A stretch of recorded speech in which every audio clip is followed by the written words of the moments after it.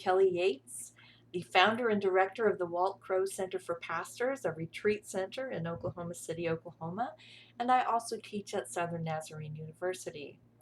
In Luke 13, Jesus, having been warned that Herod, a Jewish king given power by the Romans, wanted to kill him, smartly remarked, "Go and tell that fox." Now, calling someone a fox in this respect is not a compliment. This is an insult, and the rumor that Jesus had insulted him was enough to send Herod into a rage and order Jesus to be executed. Well, what does a fox do? Well, my only concept of foxes comes from cartoons. The fox is always running after the chickens. They are seen as cunning and sneaky, and sometimes they kill all the hens in one hen house. It is a man like this that Jesus tells, "Listen, I am casting out demons and performing cures today, and tomorrow and on the third day I finish my work. Yet today, tomorrow, and the next day I must be on my way, because it is impossible for a prophet to be killed outside Jerusalem." And then Jesus calls himself a hen as he mourns Jerusalem. "I desired to gather your children together as a hen gathers her brood under her wings, and you were not willing." Jerusalem, oh Jerusalem. Jerusalem was a symbol for the entire nation of Israel, the holy city, the place where prophets are killed.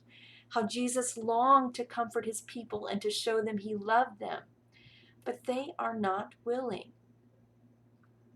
If you've ever loved someone who resisted your protection, then you understand the pain of Jesus' lament. All you can do is open your arms. You cannot make anyone come into your embrace. Meanwhile, with your arms open, you find yourself in the most vulnerable posture in the world. Arms are wings spread, breast exposed. If you really want to protect, then you have to be vulnerable. Even chicks know how to stay close to their mother, and human mothers know the sound of their baby's cry, the baby who doesn't want to be separated from the place where love, food, and care comes from. And it's the fox who chases the hen. Herod, the king, chasing Jesus. Who is going to win when the fox enters the hen house?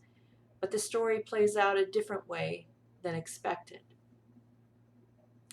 Once a firefighter came upon an eagle's nest after a forest fire had raged across the landscape. The eagle was stiff and dead. The firefighter kicked the bird away, and all of a sudden peeping filled the air. The chicks had survived because the mother had given her life to save them. Jesus did this for us. Yet even when Jerusalem kills prophet after prophet, God kept sending more. This gracious God is the mother hen who makes repeated attempts to gather her chicks. But the chicks refuse and they go their own way.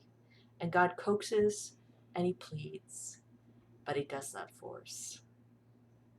God allows us to go our own way when we choose.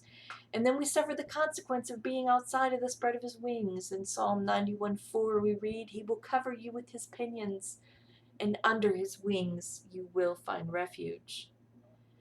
But when we insist on going our own way, God opens his arms to us. When you sit with your arms crossed aloof, you are making the sign that you want to protect yourself. But when you open your arms to anyone, you not only risk rejection, you expose your heart to the world, and you make yourself completely vulnerable. Jesus, as the hen, does exactly this. On the cross, he opens his arms. He spreads them out, and he dies to protect his chicks. Accept his embrace today. Accept his love and his protection. God bless you.